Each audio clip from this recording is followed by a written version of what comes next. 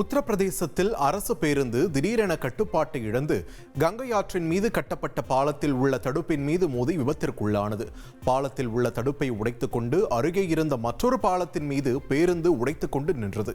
கீழே ஆக்ரோஷமாக கங்கை நதி பாய்ந்து ஓடிக்கொண்டிருந்த நிலையில் இரண்டு பாலத்திற்கும் இடையில் பேருந்து நீண்ட நேரம் சிக்கிக்கொண்டு தொங்கியபடி இருந்ததால் பயணிகள் அச்சத்தில் கதறினர். இதனைத் தொடர்ந்து பொதுமக்கள் மற்றும் அதிகாரிகள் நீண்ட நேரம் போராடி பேருந்தில் இருந்த பயணிகளை பத்திரமாக கீழே இறக்கினர்.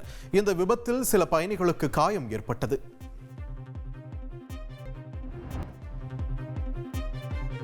பீகார் மாநிலம் பாட்னாவில் கட்டுப்பாட்டை இழந்த சொகுசு வாகனம் ஒன்று சாலையோரம் சென்று கொண்டிருந்த 2 பேர் மீது மோதியது.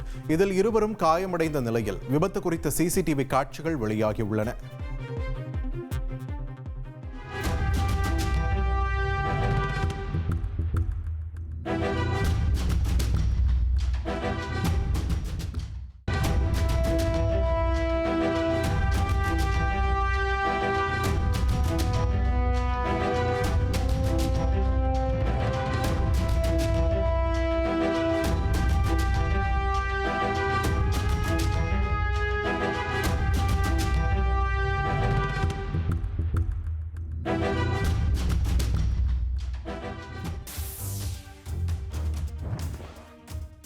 கோவை மாவட்டத்தில் கடந்த சில தினங்களாகவே கடும் வெயில் மக்களை வாட்டி வதைத்து வந்த நிலையில் காந்திபுரம், பீளமேடு, விமான நிலையம், சிங்காநல்லூர், ராமநாதபுரம் உட்பட நகரின் பல்வேறு இடங்களில் மழை பெய்தது. பல்வேறு இடங்களில் தண்ணீர் தேங்கியுள்ளதால் பொதுமக்கள் அவதியடைந்தனர்.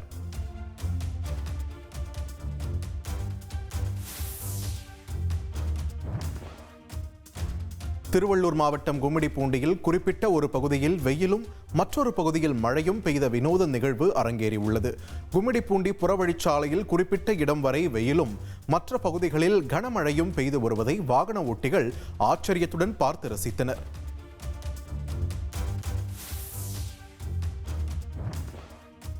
கிருஷ்ணகிரி மாவட்டத்தில் கடந்த 3 நாட்களாக கனமழை பெய்து வருகிறது. கிருஷ்ணகிரி புதிய பேருந்து நிலையம் அருகே சின்ன ஏரி முழுவதுமாக நிரம்பி உபரி நீர் சிட்கோ தொழிற்பேட்டையில் புகுந்தது. தேங்கிய மழை நீரில் அப்பகுதி இளைஞர்கள் மீன்பிடித்து மகிழ்ந்தனர்.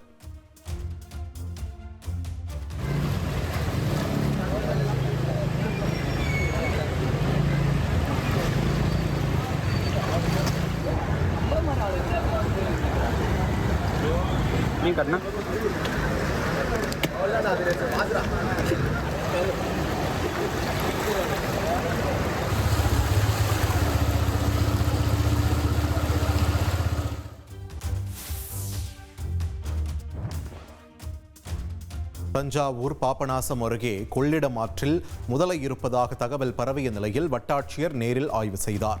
அதிகாரிகள் நேரில் பார்வையிட்டு ஆய்வு மேற்கொண்டு முன்னெச்சரிக்கை நடவடிக்கை எடுப்பதாக உறுதியளித்தனர். மேலும் பொதுமக்கள் ஆற்றில் இறங்கவோ குளிக்கவோ தடை விதித்து ஒலிபெருக்கி மூலம் எச்சரிக்கையும் விடுக்கப்பட்டது.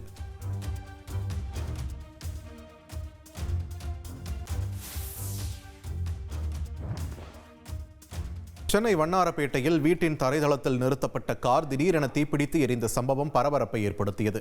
கிருஷ்ணவேணி என்பவர் குடும்பத்துடன் திருவண்ணாமலை கோவிலுக்கு சென்று வந்து வீட்டின் தரைதளத்தில் காரை நிறுத்தியிருந்தபோது திடீரென தீப்பிடித்து மளமளவென எரிந்தது. தகவல் அறிந்து தீயணைப்புத் துறையினர் தீயை அணைப்பதற்குள் அந்த கார் முற்றிலும் சேதமடைந்தது. நல்வாய்ப்பாக அருகே நிறுத்தி வைக்கப்பட்டிருந்த வாகனங்களுக்கு சேதம் ஏற்படவில்லை. இனி செல்லும் இடமெல்லாம் செய்தி. தந்தி டிவியின் வாட்ஸ்அப் சேனலை ஃபாலோ பண்ணினா செல்ல இருக்கும் இடமெல்லாம் செய்தி.